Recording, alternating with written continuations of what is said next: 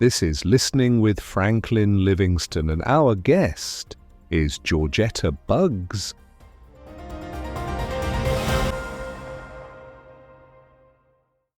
I am the fixer, and it's like I will recognize other people's problems, not necessarily before my own, but I'll recognize other people's problems and say, okay, let's make a let's make a game plan. Like I put all that responsibility on me.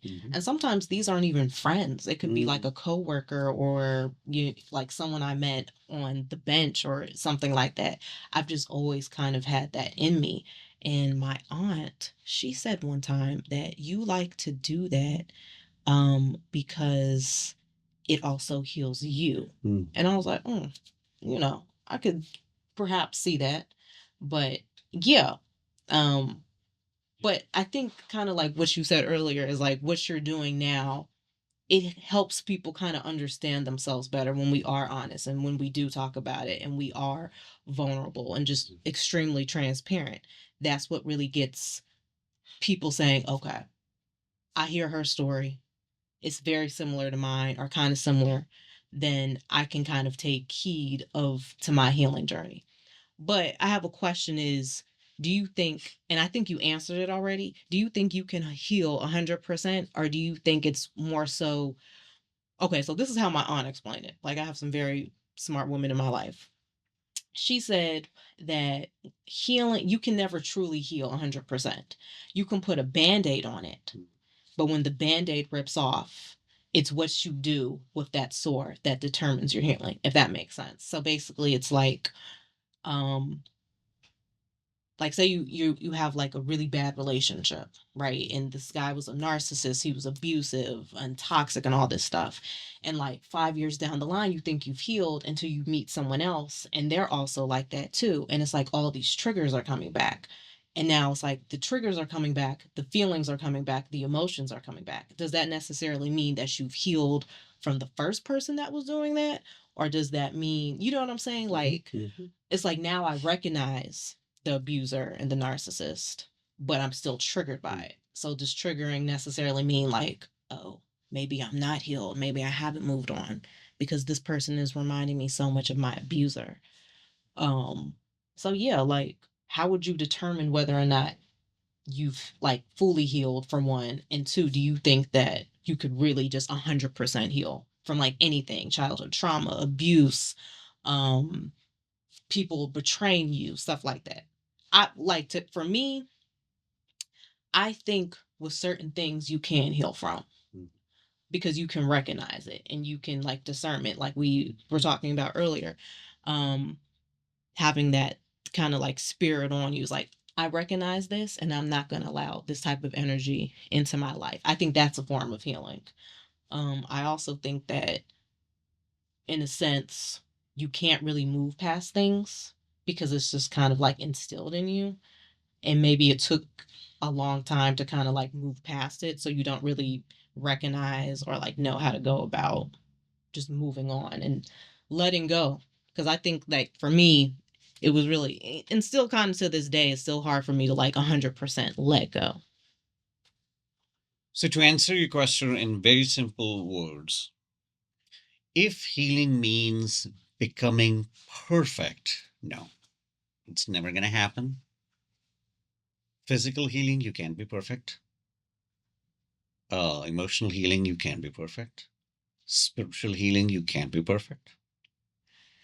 And if there's another healing of sort, you can't be perfect. Why? Say you get healed at uh, at a church or an event, and I'm giving an extreme example, uh, like the Pentecostalism. You go there, you get prayed, you fall, you get up, and you think, "Oh my God, I can walk now." Right? It does not mean you're not going to age. So if somebody wasn't able to walk, they received healing and they got healed. Now they can walk. Say it happened in the age of 60, they live until the age of 90. After 10 years, 20 years, Your body will tell you now you can walk. Why? Because of your knees, hip, whatever. That's just the life. That's the transition. That's the way the whole life is. So you can't become a superhuman, for the lack of a better phrase, through that healing. Same thing with the emotional healing, because we were talking about dating and relationships. Say you meet someone in the United States, I think it's more common. You meet someone at junior high, and then you fall in love.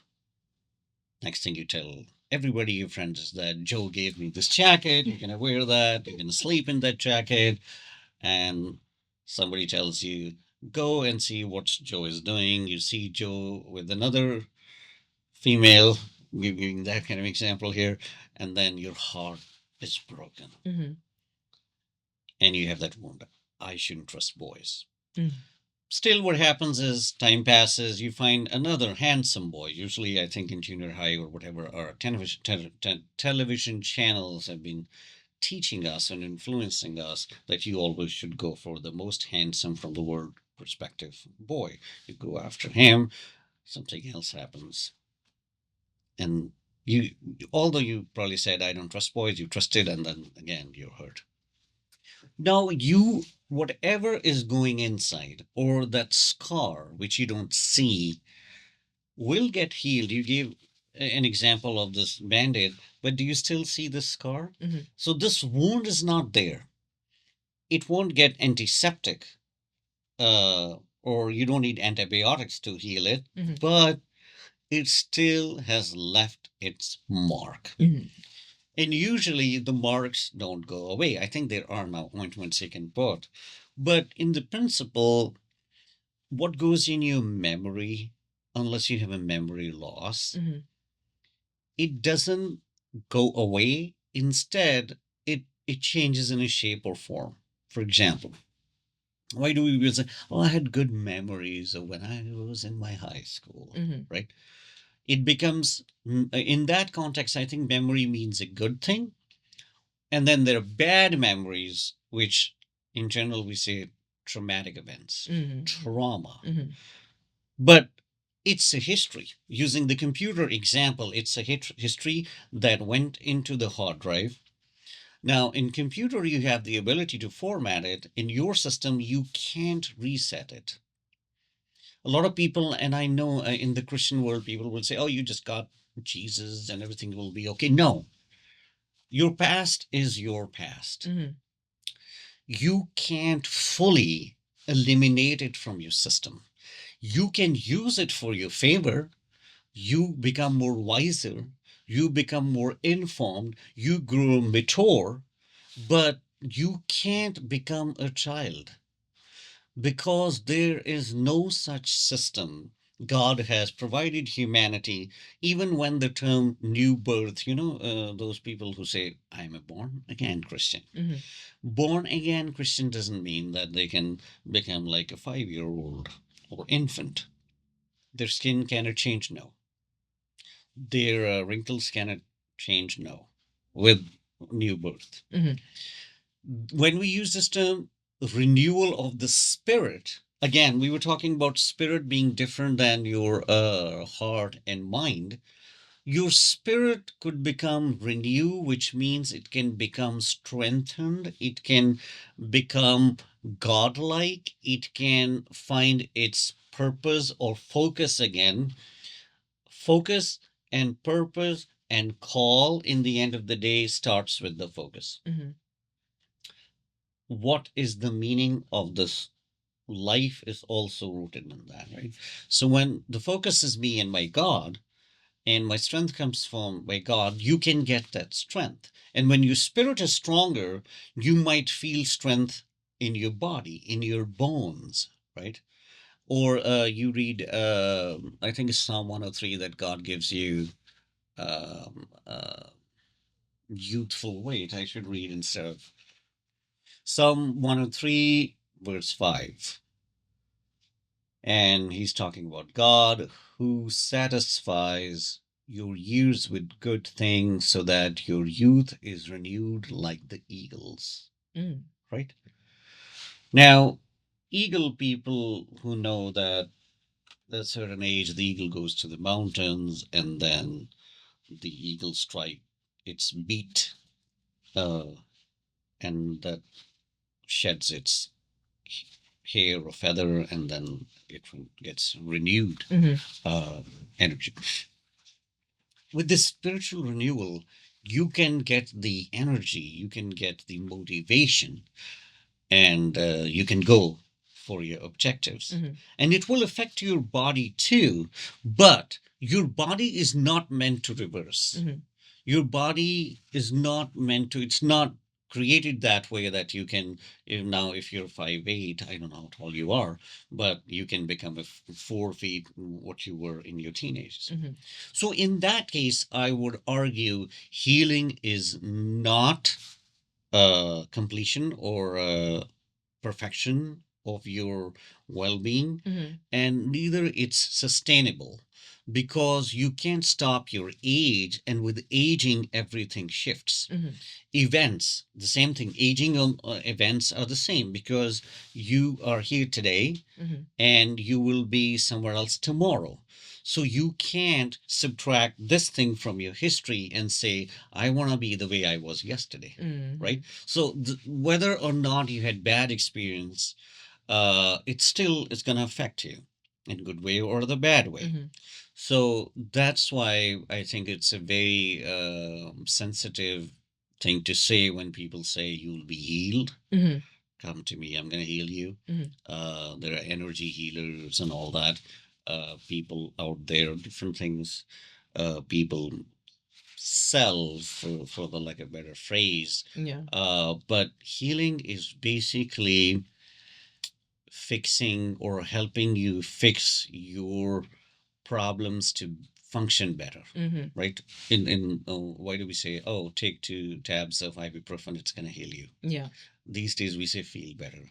Right. Back in the day, for example, my mother would use a language for iodine, these rubbing alcohol.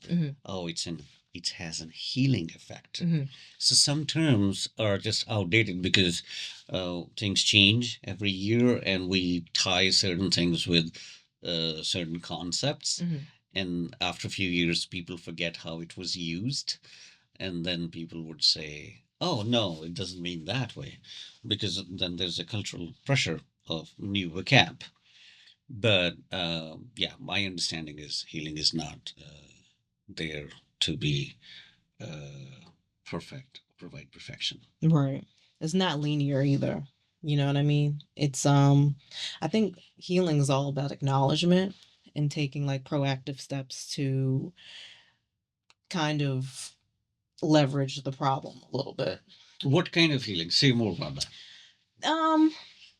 I mean, it depends on the person, but for me personally, I would say my healing came from a lot of just being involved in the wrong types of relationships, whether that was romantic or platonic, and kind of recognizing my role in the dysfunction as well. Like, the saying, what you allow will forever continue. And a lot of behavior I allowed because I wanted to be like, kind of like what you said earlier. I wanted to be accepted. I wanted to feel valued. I wanted to feel loved. I wanted people to like me at that point. I didn't want to disappoint anybody. I mean, like the list goes on and on and on.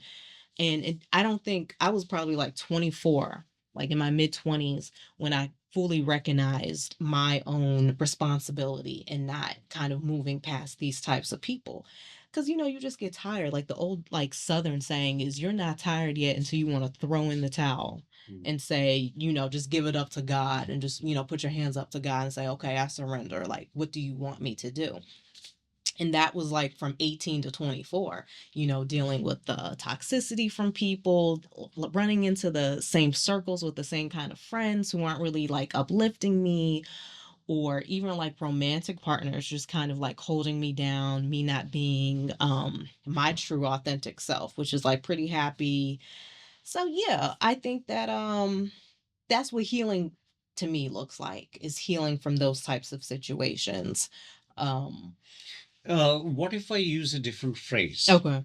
Moving on Oh from God. those situations, I mean. letting go of those situations, Mm-hmm. not controlling those situations, not dwelling on those situations, Yeah. right? Mm-hmm. And the state of letting go Mm-hmm. is maybe what I heard is healing to you. State of getting past those bumps is a Mm-hmm. state of getting healed. Yeah. A state of not worrying or not dwelling on those things is Mm-hmm. the state of healing. That's great. Yeah, and I still struggle with it. Sure, yeah. As I mentioned earlier, it's not easy, Yeah, and it's an ongoing process. it is. It's like in Methodism, there's a process, the Methodist Mm-hmm. denomination, tradition, that when you receive God's grace, Mm-hmm. grace was always there. Mm-hmm. So they call it prevenient grace. It has always been there, but you never noticed. But when you embrace it, accept it, Mm-hmm. let the grace do its job, Mm-hmm. work inside you, then the same grace, you are calling it a justifying grace. Yeah. It's redeeming you. It's doing the work of redeeming from the effects of the sin, Mm-hmm. right? And if you let it grow, which means don't try to control yourself Mm-hmm. or control the situation, and remaining open to the Spirit of God to keep working in you, Mm-hmm. you let it sanctify you. So Mm-hmm. it's a sanctifying grace. But this process takes time. That's what it means, that it's not going to happen right away. Mm-hmm. And then you can attain what's called Christian perfection. What we were talking earlier, that you can get into a state where it's easy to forgive, it's easy to love, Yeah. it's easy to let go, Uh-huh. it's easy to forget. I think forgetting and forgiving, they go hand by hand, because if you forgive somebody, then you should forget it too, right? Mm-hmm. It does not mean the learning is not there. The principle should be there. Yeah. But if you're gonna really remember the whole instance, it's not. It's gonna become traumatic to you. Yeah. And a lot of people struggle with trauma. Mm-hmm. So this process doesn't mean you're gonna become like God Mm-hmm. in this life, but that's the aim, that's the purpose. If you're keeping your, they say standards higher, that's a good thing, rather than like keeping it really low, because then you're selling yourself short. Right. So it's a journey. Mm-hmm. And even when we use this language, some traditions use this language. I don't know about Baptist tradition, but you're saved now. And I think some people get disappointed because they think, oh, I thought someone I really cared about accepted Christ, Mm-hmm. and they are saved, Mm-hmm. but nothing has changed in them, because that's an unrealistic expectation. Yeah. Getting saved in that particular sense, which in some of the traditional Christian language or the tradition means accepting Jesus Christ, your personal Lord and Savior, it does not mean that you're going to become a superhuman being or some sort of a different human being. Mm-hmm. That, for example, if a guy is drinking coffee every day, he accepts Jesus Christ, he will stop drinking coffee. Yeah. And if he tries, then he develops headache. Oh, why come I have headache? I just accepted Christ yesterday.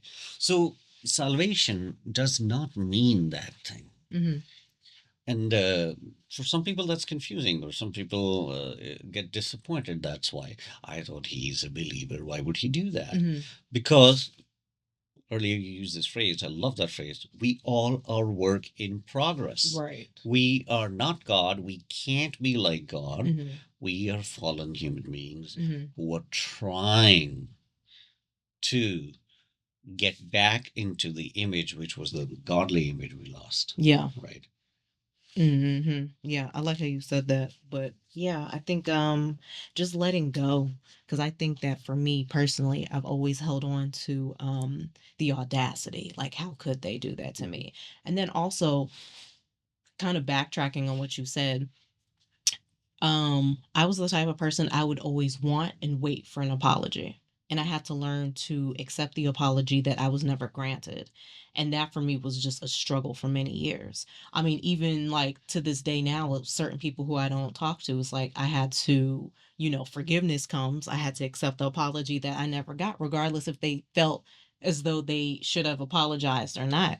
But yeah, it's all about forgiveness. It's all about letting go. It's all about acceptance and moving on. But that's just so hard to do for a lot of people. It's just to move forward with their lives after something like traumatic has happened, or they felt like betrayed or lied on or lied to. So yeah, but like you said, it's everyone's a work in progress if we recognize it. I mean, some people, as you know, they feel as though, oh, I'm good. I'm this. I'm high and mighty. I'm that person. But yeah, I think that that's what you can work with. People who recognize their own faults and willing to try to do better. Because a lot of people don't try to do better because they don't care or they've never been called out on it. So I have a question though. yeah. So you use this term audacity, right? Yeah. And the other one was, I think, accepting apology. Yeah, that I never got. Mm-hmm. When we say anyone, not particularly you, Mm-hmm. how come you do this to me? Who becomes more important? And when I'm expecting, you gotta apologize to me, Okay. right? Mm-hmm. Who's more important? Mm-hmm. So, going back to the same idea of forgiveness, early we started with that. It's about me. Who the heck are you to talk to me this way? Mm-hmm. Because I deserve better. Mm-hmm. I want that. And you're not giving me that. Mm-hmm. I want you to come to me and tell you were wrong, I am right. Yeah. Apology, if you deconstruct the whole concept, means you were wrong, bro. Mm-hmm. But tell me you were wrong. Yeah. It's a fancy way of saying, I sincerely apologize. I'm so sorry. Right? But what are we saying? The person who expects that, and that's why it creates struggle, because that's not in alignment with God's purpose Mm-hmm. for human beings. Whether or not somebody was wrong, they might have a perspective, right? And it happens in a lot of situations that the next person had a particular perspective, that's why they did, or they have a baggage. Like this, say somebody yells at you in the subway, they might be running late, they might be uh, abused by the boss, they might be worried about getting late to the job because that job will give them money to buy food for that day. So they have going through something that we don't know. Even if somebody's habitual, right? How do they develop that habit? Why are people bullies, and why are people alcoholic? There could be a history behind that. Yeah. Right. It's so if we just try to think, why do I need that apology? So what if they said that? It doesn't bother me if somebody's saying, Yeah. right? I am not, I know it. So what? If somebody is saying, and it's very challenging. Trust me, it's very challenging in an environment where who wanted to talk to me? Maybe somebody else yesterday. They wanted to come and talk about beauty standards, right? And how this person is depressed because of that. So when say beauty standards, if a culture defines what's the standard, it does not mean that represents God's standard. It does not mean that's the ultimate truth. And if somebody or a group of people defines what being handsome is, what being pretty is, and somebody is saying to me, you are ugly, whom am I listening to? Yeah. Should I be worried about that? But that's majority of us. That's why we develop anxiety. That's why we get depressed. I am not pretty enough. Mm-hmm. Should I find a plastic surgeon?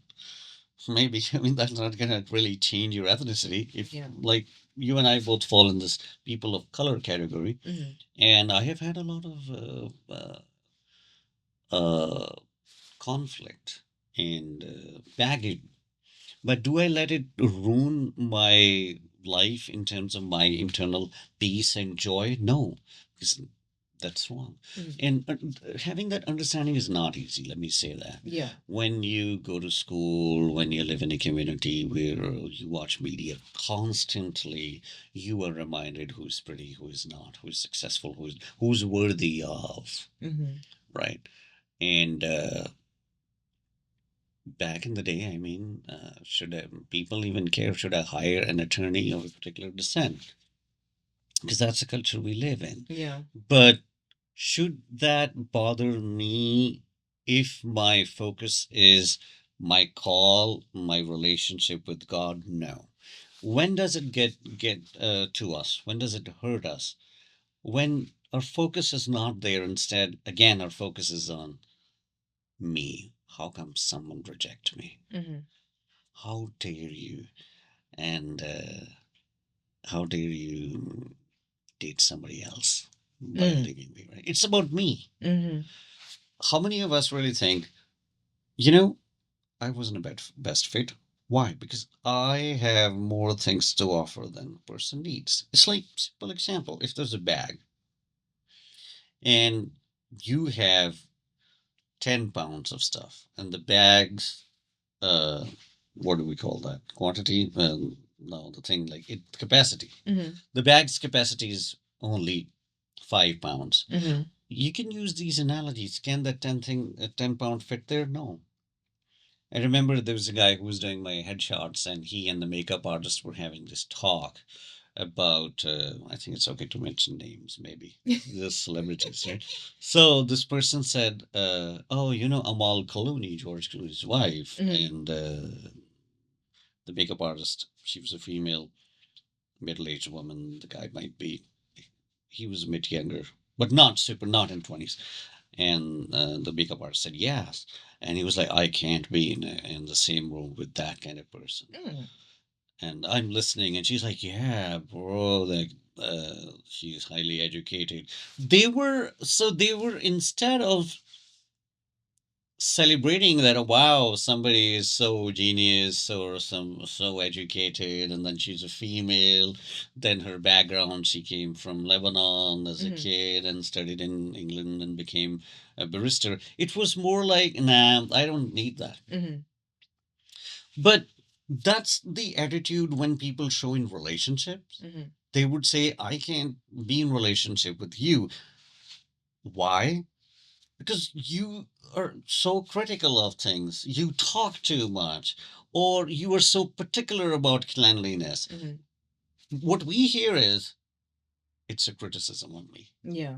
Right? We right away, in general, most of us, we take it as a criticism, as a negative thing, instead of understanding they can't deal with what I have to offer. Yeah. And maybe I have to offer a lot more than they are used to of, Mm-hmm. right? That goes back to a lot of the stuff of me, me, me, me, me. Mm-hmm. It's about me.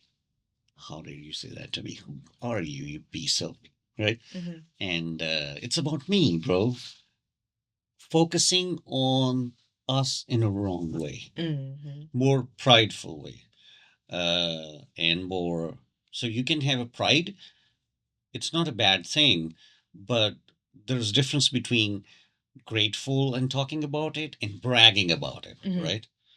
And it's all about the attitude, how we approach our gifting, Mm-hmm. our abilities, and how we share with them, and what we expect of them. Yeah. If again, going back to this example, if we help somebody out and send them to a community college, and they don't come across thankful to us, Mm-hmm. or they don't say thank you, or if they are rude, they don't say my apologies, Yeah.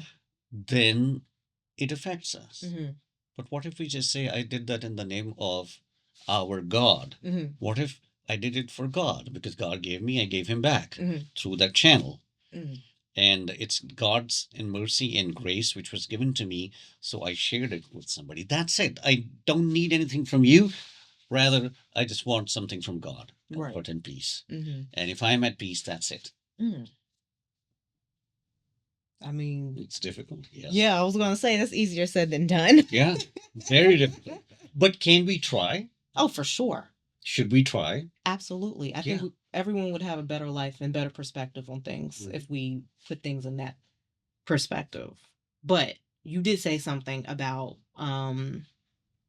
why do people make me feel that way? I want to talk about ego, because you think it's more so like an ego type of thing. It's like the audacity, like how, because for me, again, I think it was definitely my ego. Like, why? Like, I'm this great person. How could you do that to me? Right. I use the term pride instead of, because ego is a very strong word. Okay, and, pride, yeah. Yeah, and yeah, it is ego. Mm-hmm. And I would rather let you say that than me. So later on, Right. when you watch it. But yeah, what is ego? Yeah. Mm-hmm. Right. And when it becomes about me, Mm-hmm. then we are trying to get out of our humanity and becoming God. Ooh. And there's a classic narrative in a lot of churches, Christian doctrine, and I think other religions too, some monotheistic religions believe in that. Lucifer was God's second in command, right hand, or he was the chief of the angels. And then he thinks, wait a minute, I do everything. Why should I listen to this guy who tells me what to do? Right? And I can build up my own kingdom. And when we read the book of Revelation, it tells us there was a war in heaven, right? And then war is never good.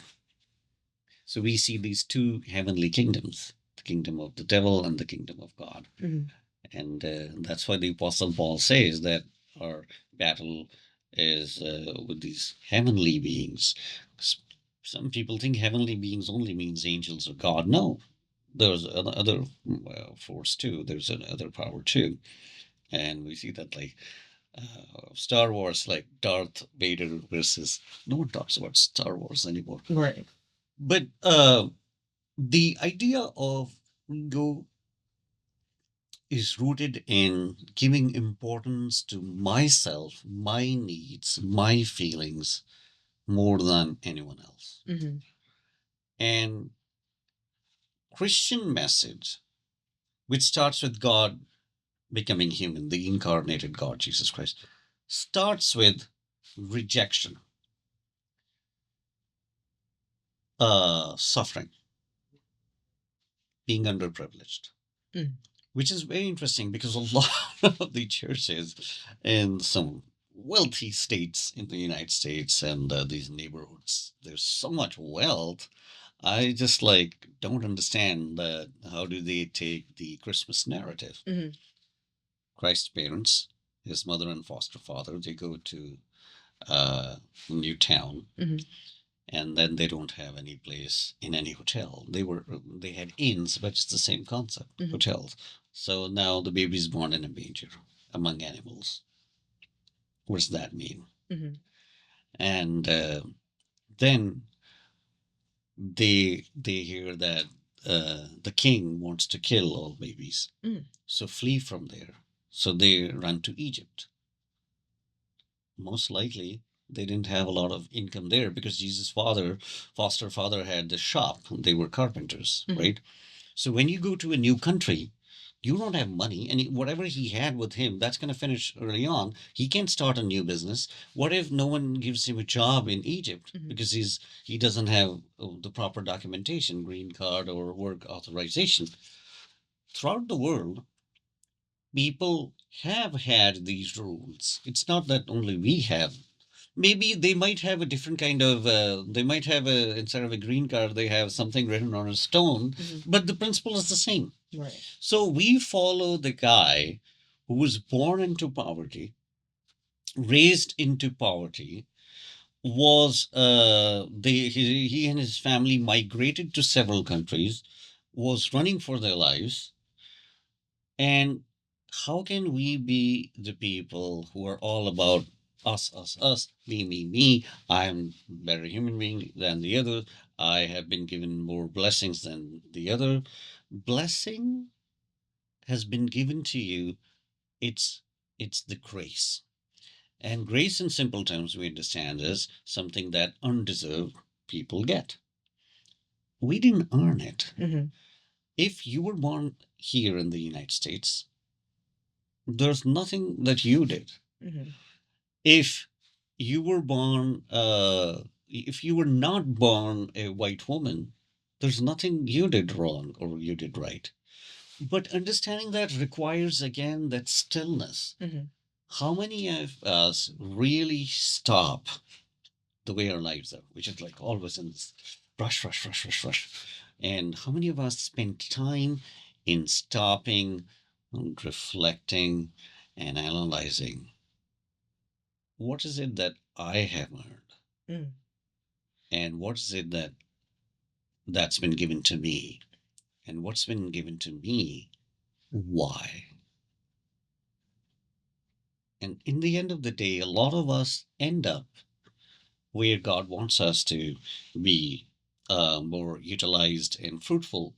It's just like before that, we would always have this life full of anxiety and depression because we are trying to fight for which is not our call, or we are trying to fight or live with the identity which is not our true identity. Right. And then we'll say, oh my God, I don't know, I can't sleep, I need these pills to sleep. If you are at peace, I don't think you need addiction. I don't think you need pills to sleep. Somebody actually, I saw online. So when I go through my social media, reels will pop up, and the person was saying, the person was from a different country, and their observation was, why is it that in the United States, when people go to a bar and they say, okay, I'm going to go to a first date or whatever, and they'll say, oh yeah, a glass of wine will help. Why do they need to be honest or vulnerable or have some energy through fake means? Why can't they be honest and vulnerable and upfront or communicative without the help of a wine glass? Yeah. And I think that's a very, very true assessment. A lot of people used to, and then we see the same thing being translated to media. Some media personnels that they would need some sort of thing to hype their voice or emotion. Or why do we need that? If you're telling the truth, if you're being honest, if you're being yourself, if you're being vulnerable, do you need any help? I think you won't if you are at peace with yourself. Okay. And when you're at peace with yourself, you know you're at peace with God. Amen. And when God is at peace with you, you will have God's peace, which is the peace. Right.